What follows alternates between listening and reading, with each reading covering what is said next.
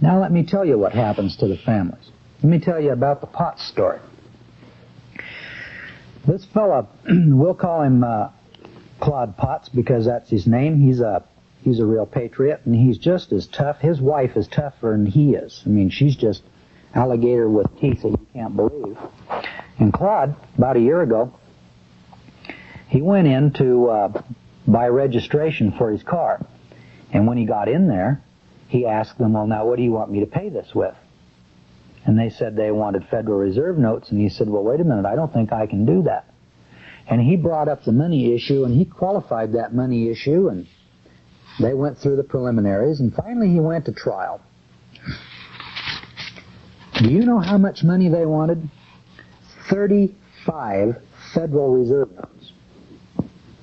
That was to register the car. So the total amount of money that was an issue was $35. All right? So they took him to trial, and it took a day and a half. 1.5 days. I'm estimating $2,000 for the trial. And he did a marvelous job. And the jury found him guilty. Now there he is, guilty. And the judge said, I'm going to fine you the maximum $300 and 6 months in jail. But you have the key.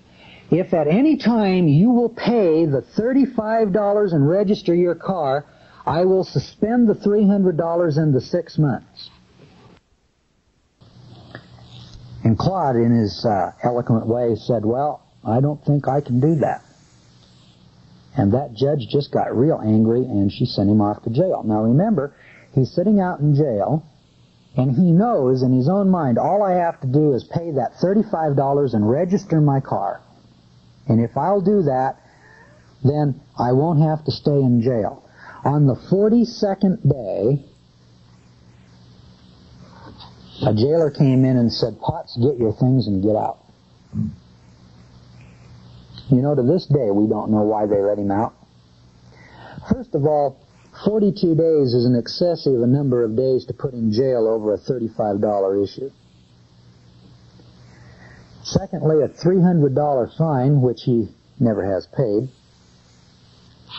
is an excessive fine because, you see, for failure to register your car, the average guy doesn't go to jail and he's fined $30 or $40, not $300. So we have an excessive fine, and I'm pretty sure that Claude will be able to sue for something on the order of $2 million. He doesn't have to win, friends. He just needs to file the suit and prosecute that suit until it costs the participants in this event $20,000. Poor Claude is a pauper. He doesn't have any money. If he'd have had any money, he'd have paid the $35, wouldn't he? Now, do you see what we're doing? You think about this for a moment. I'm going to show you something. Everything that human beings do in their everyday lives is geared to money. We only buy, sell, and trade to get gain, and we do this every day. And everything that we do, if you'll think about it for a moment, when you get up in the morning, you say, well, I'm going to go to work. Why? Wouldn't you rather go fishing? Oh, no, I've got to go to work because I have a job. Well, what do you need a job for? Why do you want a job? You know, most people don't go to work and do what they want to do because it's fun. They go to work to make money so that they can pay the rent. And so you're saying, well, gosh, yeah, I'm working because I need to buy things. Well, then you're buying, selling, and trading, aren't you? And every month, aren't you cautious? Don't you say, well, I better not buy this because if I buy this, I won't have enough money to pay the rent and I'd get kicked out. If I buy this, I won't have enough money to buy food and I'd have to go hungry. If I buy this, I can't buy shoes for the kid. So, everything we do is geared to money. And government is geared to money. And unions are geared to money. You know, everything in life is geared to money. It's in buying, selling, and trading. And the government is no different. Governments do what they do because it's profitable, because it makes money. That traffic court operates because it makes money. Do you think they'd operate a traffic court that lost money? The policeman's out there on the road because he gets paid. Do you think he's out there enforcing the law because he has your best interests at heart? Do you think policemen are running up and down those roads out there because they're just real concerned about the health, safety, and welfare of the people, and they're just real interested in you, and they want to prevent accidents, and so they stop you and say, gosh, I think you should fasten your seatbelt because I'm real worried about you getting in an accident and getting thrown through the windshield and hurt or killed. And that's the only reason I'm out here. I don't get paid for this. I do this as a volunteer. You ever seen any of those? Are there any judges sitting on the benches who work free of charge, who are just there meting out justice for the sake of justice? I don't know of very many people that do volunteer work. There are a few around that do that, but there aren't many. Most of us are doing what we do because that's the way we make a living, and that's the way we make profit or gain. And those that are in positions of power are threatened by those who are not in positions of power. Because when you walk in and you say, I want my rights, if you have rights, they have corresponding duties. And they don't want to perform any duties for you. They want you to perform duties for them. So this renvoy that we see in our society today of the public servant rising up above the sovereign citizens and the masters have now reversed our roles. We, the masters, are now the servants of our servants, and our servants are now our masters. And so while we go about our business in trying to rectify this circumstance, this is a threat to tyranny. And the very definition of tyranny is government outside the bounds of the Constitution. So a government agent gets outside the bounds of the Constitution, and so then we're trying to chain him down by that Constitution, and he doesn't like that. Grab an alligator, he doesn't want to get put into a pen. He's going to do everything he can to stay free. Now, if you don't have the staying power then with which to challenge these tyrants, well then you shouldn't be in the game. If Rick at any time relents and fills out that form, he loses. If at any time the government lets him go, it's the prima facie evidence then that he has been arrested and jailed, held against his will and over his objection, kidnapped, so to speak, until he signs a contract. And friends, I just don't think that my government can compel me to sign anything. The proper course of action, to my mind, and I think to the mind of the Supreme Court of the United States, is to charge him with perjury, to charge him with a crime, to charge him with a debt, and to try him in front of a jury and get a conviction and throw him in jail. I think they could do that to him. But I don't think you can just arbitrarily throw people in jail. Now, in the Potts case, Potts never relented at any time. 42 days later, somebody got nervous and said, wait a minute, this guy's like iron. Now, I'm going to show you how Potts not only won because they let him out in 42 days, and you're going to, a lot of people say, well, if I have to go to jail, why I don't want to do this. Okay. Stay out of our game, because this game isn't for old women and weaklings. One of the worst things that can happen to us is to have people who go to jail who claim to be the immovable object, and here comes that irresistible force, and they just blow you right out of your position. All that does is encourages them to do that to me and to the rest of us patriots over here that up until this moment in time are doing a pretty fair job against our government tyrants. Now, you have to have the law on your side. I'll concede that. And I don't think that a person should do this on the left side of the issue. But nevertheless, if you ever give up, if you ever relent, if when I was in jail those 2 times, if I'd said, gosh, I'm in here 10 days, I'm just getting weary now, and I don't have any friends, and gee, I'm just sad, and okay, I'll take the oath. Yeah, here I am, I'll take the oath. Well, doesn't that send a message to that judge that every time somebody comes into court, that here's the way I deal with these people, I'll just throw him in jail until he relents. Do you suppose he got a message that there is at least one citizen in Idaho that will not give up his religious philosophies because the judge throws him in jail? Doesn't that send a message to every judge in this judicial district?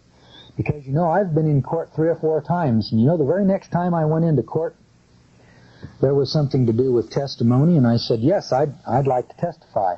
And he said, well, will you raise your right hand and swear to this? No. Well, if you don't take the oath, then you can't testify. So I went through my Matthew 5:33 and James 5:12 and Romans 3, and I said, now, is it the position of this court that you're going to deny me my right to testify in this matter because of my religious beliefs? And he reached over and he pulled out an Idaho code, and he turned, I think it was to Title 14, and it didn't take him very long until he said, we have a statute here that covers that very item. You can raise your left leg and you can do whatever kind of ritual you want, Mr. Gordon, so long as you submit to the jurisdiction of perjury. And if you'll agree that your statements are going to be true and accurate, you can go through whatever religious ceremony you want. Well then, if that judge could take my testimony without compelling me to give up my religious beliefs, how come the first judge couldn't? Well, the truth of the matter is the first judge probably just got a little arrogant. He probably just got to a point where he said, well, wait a minute, I'm just not going to have people walking into my courtroom telling me that they're not going to do this. Why, I'm going to order you to do this. There's a lot of public servants out there that have been top sergeants for too long. And then when they get out of the Army, they think that the world runs around doing what top sergeants order. And when you get out here in civilian life, fellas, this isn't the Army. And there are rights here. And there's law and order here. And the kind of law and order that comes down from our courts. And that law is already settled. And there are damages. And it takes a long time, friends, to get those damages and to get those court cases settled. But it revolves around money. And when it costs them more money than they're going to collect, they're not going to mess with you. The eloquence of my argument is made manifest in their bank statements. It isn't that they wouldn't like to kill me or that they wouldn't like to put me in jail forever. It's that they don't know how to deal with me. And to illustrate this, we have friends running around, and I understand that the Boise Police Department is sitting out there saying, we don't know how to deal with these people, and we're totally frustrated. I've invited them to Elmer's to have coffee with me several times. But they're fearful, and they don't want to talk to me. The servant doesn't like to come to the master when he's misbehaved. When Toby gets caught out in the cornfield or the cotton field sloughing off, and the master says, bring Toby in here, I want to talk to him. Toby doesn't want to come in. Isn't that the way your kids behave, when they've been out? I have a little girl, and sometimes she stays out after dark, and the rule is you have to be in before dark. And, this is the declining period, and the days start getting shorter and shorter, and she'll go out at 8 o'clock, and she makes a commitment to stay to 10, but gee, that's getting dark at 9:30 now, see? And then she finally wakes up and realizes, gosh, it's dark, I better run home, and there's old Dad, And she'll sneak in the house and sneak in and jump into bed, and sure enough, some kid comes down, Kathleen's home. Why don't you tell Kathleen to come down here? I want to talk to her. And she just doesn't want to come down and talk to old Dad. And I notice that my public servants just don't want to come talk to old George. Does it tell you something? It tells you that they are breaking the law, and they know they're breaking the law, and their comeuppance are coming, and so they need to do something. Now, what are they going to do? Well, here's what they're going to do. Some point in time, they're going to take me and they're going to put me in the penitentiary. Isn't that what they did to Paul? Isn't that what they did to Alexander Solzhenitsyn? Isn't that what government servants always do to patriots? At any time their tyranny is challenged, don't they start locking people up in jail to send the message out to all the rest of the people, here's what happens to Gordon. Here's what happens to you tax protesters when you do this or that, like Von Ellsworth and others. Well, now, let me see whether or not my government has the same kind of staying power that Alexander Solzhenitsyn was able to put on to the communists. You know, there are some people around the world that have set down some pretty nifty examples, and I want to go into some of those examples here in a few moments. But first of all, I thought it'd just be real good if I could tell you about some victories that we've had right here, because, you know, the third time that they brought me before this judge, this same fellow, and this judge is probably a nice guy. I'm sure he's got a wife and 3 kids and a dog and a patch of grass and a mortgage on his house, like everybody else.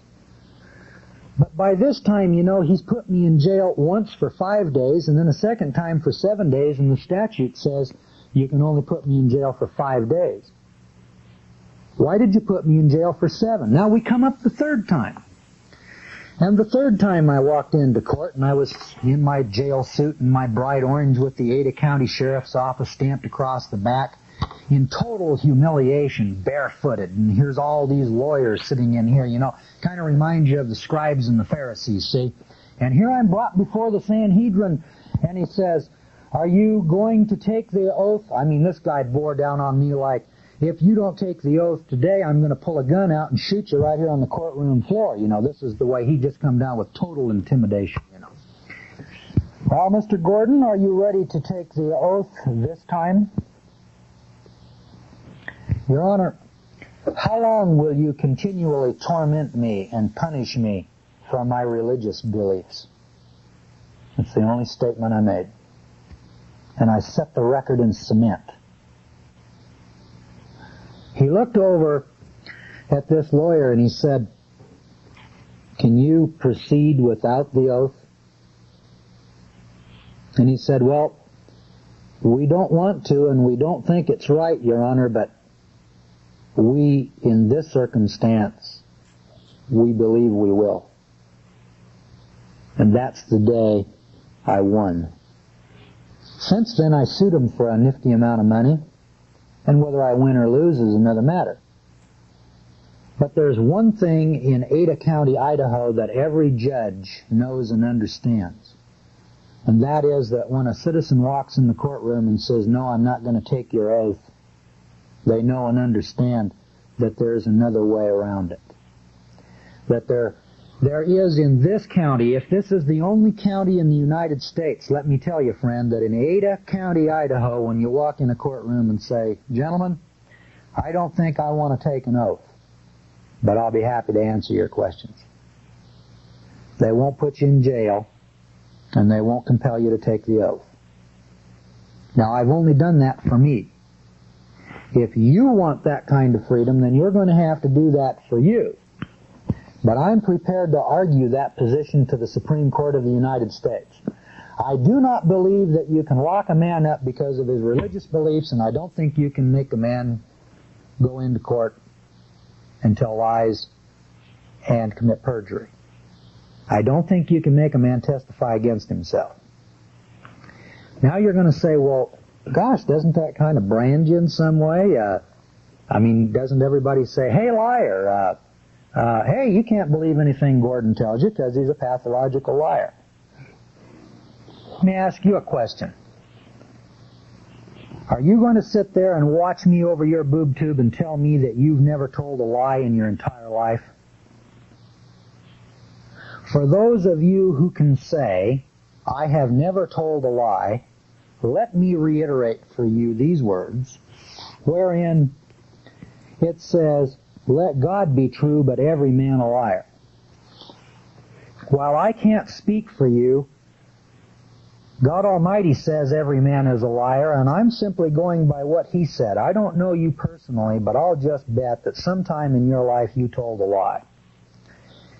Well, if you ever at any time told a lie, then you're a liar. I don't care whether you told one lie or 100 lies. And my experience in business and my experience in my general everyday garden variety living tells me I've never met a man in my life that didn't lie from time to time. And I've met some pretty righteous and pretty honest, open men. I've met some pretty good men, some pretty bad and wicked men. But I never met one yet that never told a lie. So when I say I'm a liar, all I'm doing is telling you that I'm doing just exactly what every man on the face of this earth does. You lied yesterday, you're going to lie today, and you'll probably lie tomorrow. And that makes you a pathological liar just like I am. So let me tell you what I did in the courtroom, and I'll show you how to turn the tables on these fools when they come in and they want to use that against you. I was on the witness stand, and cross-examination came up in a case, and this lawyer got up there and he said, "Now, Mr. Gordon, isn't it a fact that on November the 22nd, this guy was so excited, he was almost ready to wet his pants, as he was jumping up. Now, isn't it a fact, Mr. Gordon, that out of your own mouth you said that I am, quote, a pathological liar?" I'm sitting up here on the witness stand. See, I knew he was going to ask me that question. I kind of figured it'd come up someday, see. And he asked the question, and I said, "Yeah, that's right." And I said it, I think, within a couple of seconds. "Isn't it a fact, Mr. Gordon, that you said on November the 22nd that you're a pathological liar?" "Yeah, that's right." He was so shocked by my answer, he couldn't recover for a full 5 seconds. It was the funniest moment that I've ever spent in court. The jury is sitting over here. I never even looked at him. I was looking just like this. "Yeah, that's right." Well, how can the jury determine whether or not you're telling the truth? They can't.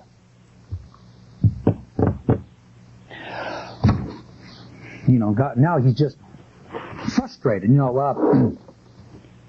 So he paused for a moment and he recuperated and he said, "Well, Mr. Gordon, then you admit that you're a pathological liar." "Yeah, that's true. I've said it twice now."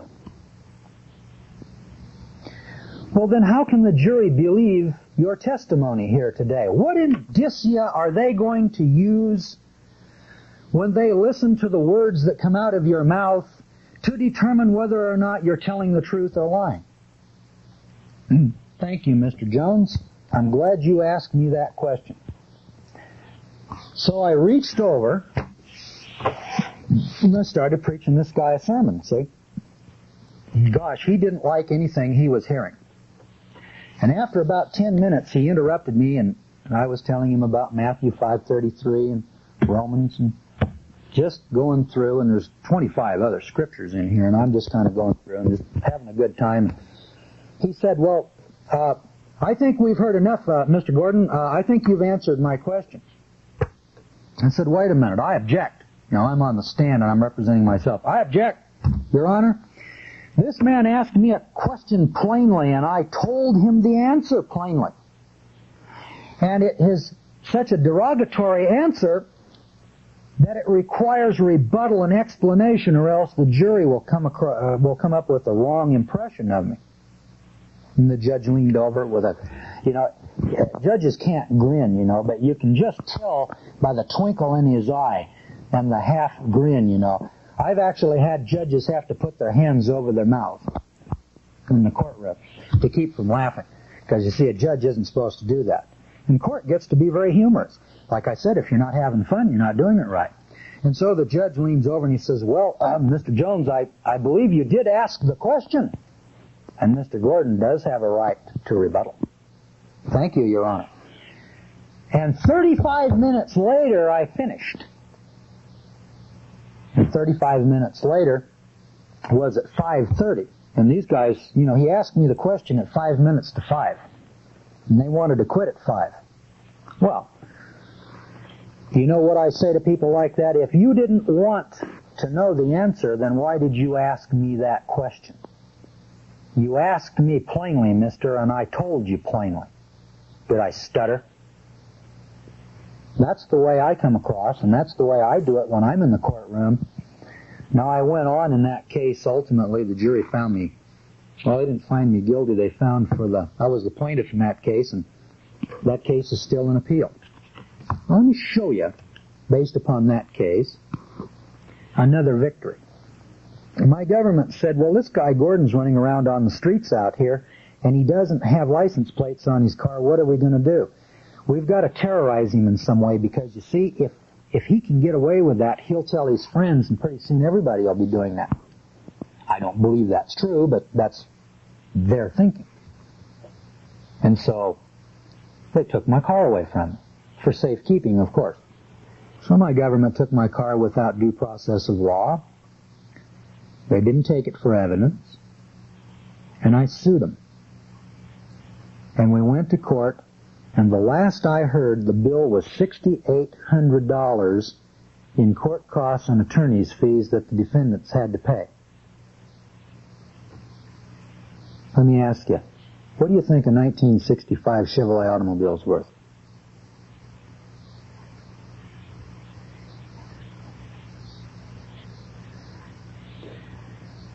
That policeman and that towing company paid $6,800 for a 1965 Chevrolet automobile. I contend that I've got more 1965 Chevrolet automobiles than they've got $6,800 bills to defend themselves. I'll sue you every time you steal my car. Now, they haven't stolen any more cars in Ada County since they stole mine. Now, I can't speak for you, and I don't know what's going to happen in your county. All I know is money makes the world go round.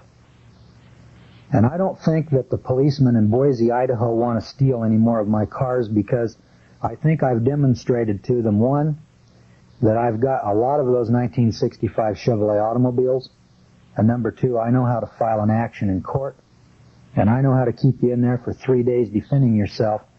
And I sued this particular officer for $10,000. Now, I didn't collect the $10,000, friend, but somebody is going to pay that $6,800 to those lawyers. Now, that's the lawyers' fees.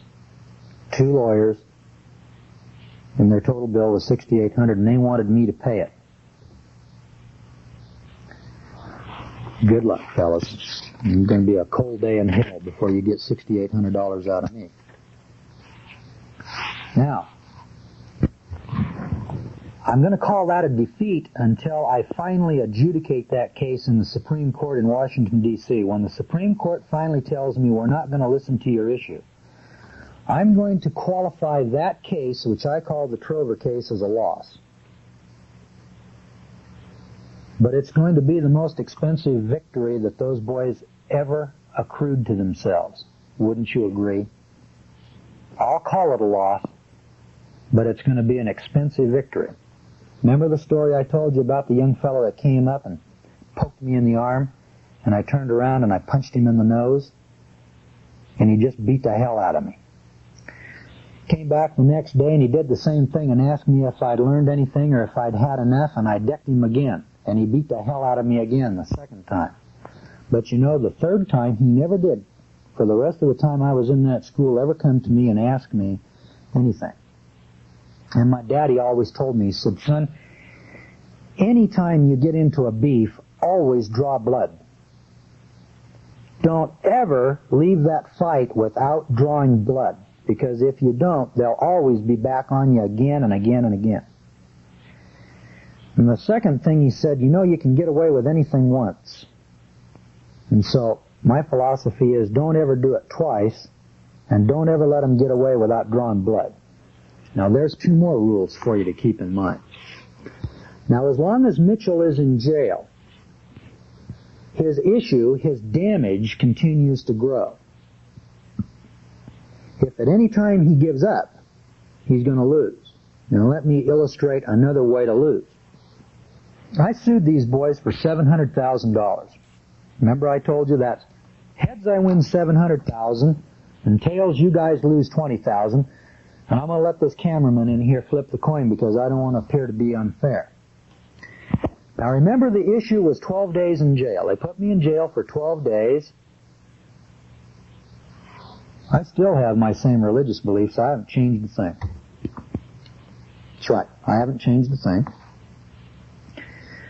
In Ada County, we don't have judges anymore that will command or demand that I take the oath. Now, I don't know about other people because I'm not in court, and I don't know how many other people walk in there and can be intimidated into raising their right hand.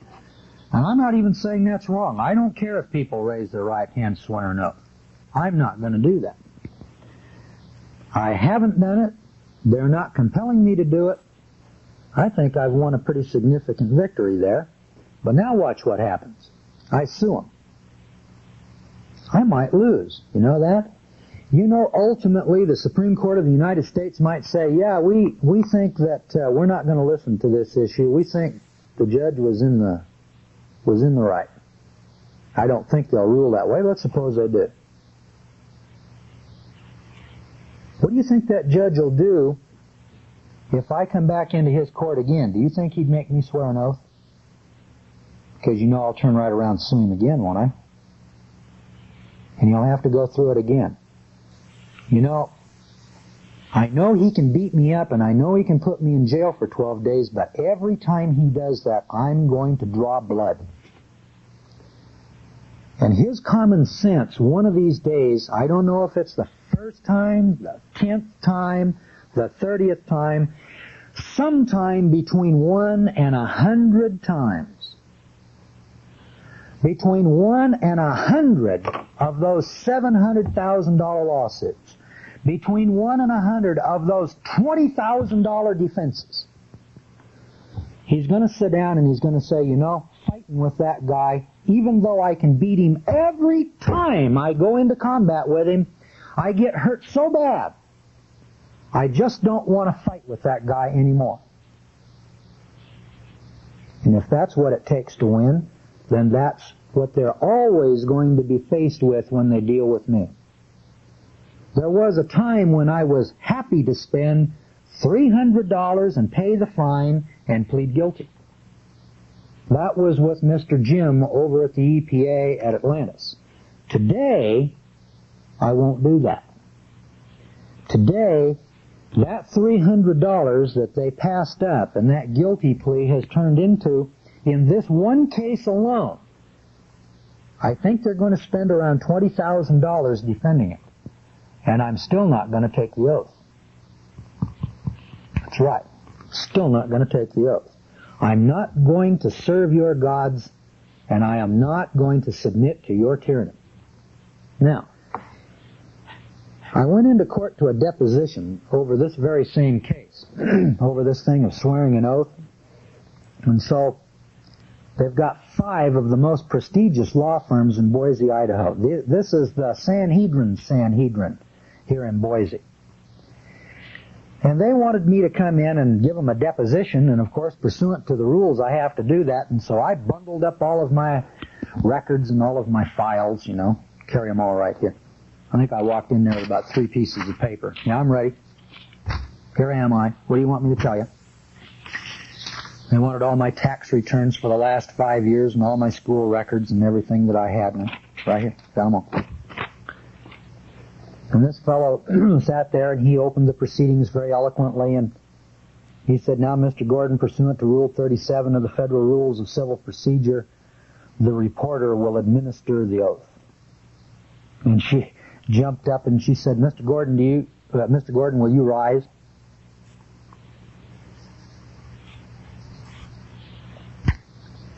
Let me ask you a question. Is there some reason why I should rise? Well, I guess you could take the oath sitting down. Would you raise your right hand, Mr. Gordon? Oh, wait a minute. Let me ask you a question. Is there some reason why I should raise my hand? This case is about a lawsuit, you know, concerning this swearing an oath and throwing me in jail. So I'm suing this judge and I'm saying, wait a minute, you can't throw me in jail for 12 days because of my religious beliefs. Now here we come into a deposition and they're sitting here asking me to swear an oath. So I said, excuse me, gentlemen, there's about 10 lawyers in this room and a few spectators. And I said, well, you know, the very issue of this case is over the oath and whether or not you can lock a man up in jail because of his religious beliefs. Now, I came here today with the records that you wanted, and I'm prepared to answer your questions, and I'm prepared to do so under penalty of perjury, which is the only issue that you're really concerned about, is whether or not I'm going to tell you the facts. The kind of religious ceremony that we go through here today, gentlemen, is not really at issue. It's not at issue in this room today, and I don't want to bring it up as an issue. And they went around the room and they took a poll and they said, if I don't take the oath, they couldn't continue with the deposition.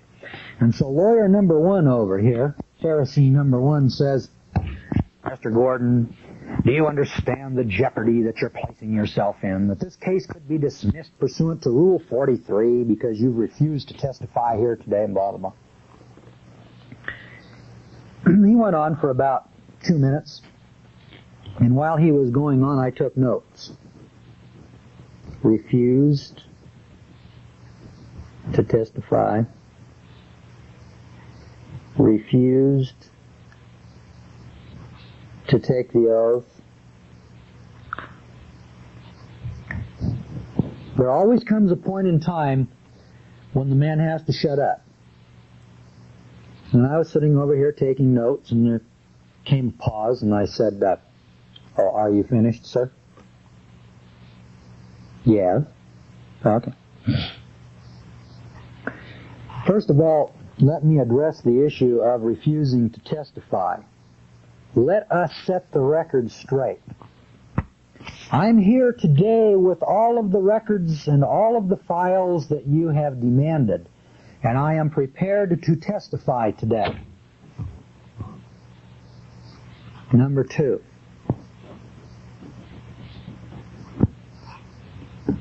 I am not refusing to take the oath. I said I'm not going to take the oath because of my religious beliefs. And you're trying to construe this to mean that I'm refusing to place myself in penalty of perjury. That I am not doing. I am willing to answer your questions under penalty of perjury. I am not going to go through your religious ceremony because I will not serve your gods, nor will I submit to your tyranny. Number 3. I think there was about 5 items, and I went through items 1, 2, 3, 4, and 5. Pretty soon, he turns over here to Pharisee number 3, and he says, well, what does your law firm think? Well, if Mr. Gordon can't take the oath today and testify, why, we can't go through with this deposition. You know, he's... Well, what say you, Pharisee number 4 and Pharisee number 5? And they went around the table over here, and they got back to the end, and they said, well, we can't do that either. Now, Mr. Gordon, we're going to file a motion with the court for dismissal because you're refusing to take the oath here today, and we're going to let the judge decide this issue. Then it dawned on me. It was at about that point that I woke up. Have you picked up on what just happened here now as I've related the story to you? Remember that I sued these guys for putting me in jail. Why did they put me in jail? Because I claimed my sincerely held religious beliefs under the First and Fifth Amendment. And I said, I can't take this oath for that reason. But I'll be happy to testify and tell you the truth most of the time, because I do tell the truth most of the time. 75% of the time I tell the truth, 25% of the time I lie. And that's the way I'm normally out here in everyday garden variety life. And if that's the way I do, well, then that's what you're going to get out of me. But I'm willing to tell you what I know. You see, it's because I wouldn't take the oath. If I had gone in and taken the oath, then they would have said, well, if you can take the oath here, it's obvious that you don't have this sincerely held religious belief, and therefore you could have taken the oath, and therefore Judge Schmedley over here should be exonerated and your case should be dismissed. And they would have won their case right then and there. Now what have I done? I demonstrated to those gentlemen that I do have that sincerely held religious belief, and that belief is the issue. Now, once we go into the district court, now the judge is going to listen to the issue, and he's going to say, well, Mr. Gordon, you have to take the oath, and so therefore I'm going to dismiss the case. There's my ticket to San Francisco on appeal, isn't it? And if the judge says, well, Mr. Gordon, you don't have to take the oath. It's obvious that in Idaho, pursuant to statute and because of the First Amendment, you don't have to take the oath. Well, then, it looks like to me I've practically won the case. All the judge has to do is sit here and say, well, now how much are the damages? Because either I have to take the oath or I don't have to take the oath. Now, isn't that a fact? In any event, when I walked out of the deposition, we had a tactical victory. And that tactical victory was, while I didn't sit there and design it, and I didn't sit there and necessarily say, now how am I going to pull victory out of here? I walked in, I didn't take the oath, and I walked out. And my position in life is that you can't compel a man to give up his religious beliefs. I think I could cite 100 cases that have already been adjudicated by our Supreme Court. I think that our judges and I think that our insurance companies that are compelling people to take this oath against their will and over their objection, and to my knowledge, I'm the only man in Idaho that doesn't do that. And I may be the only man in America that when you ask the question, sir, do you swear to tell the truth, the whole truth, and nothing but the truth, so help you God, that looks them in the eyeball and says, no, I don't. And you should see the absolute stares of incredulity and disbelief, on everybody. They sit there and they, huh? It's like those three guys standing outside the fiery furnace and saying, we will not bow down and serve your gods. And everybody goes, my God, can't he see that fiery furnace over there? Can't he see the threat and the intimidation? Well, let's talk about some of that threat and intimidation. And let's see how we can overcome this threat and intimidation, item by item and line by line.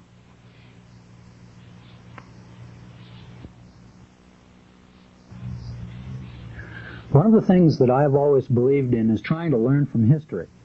We here at the school, the Barristers Inn in Boise, talk every Monday among ourselves. 7 or 8 of us will get together and we'll talk about our own experiences, and we'll talk about historical experiences and how they apply and how we can use them in the courtroom.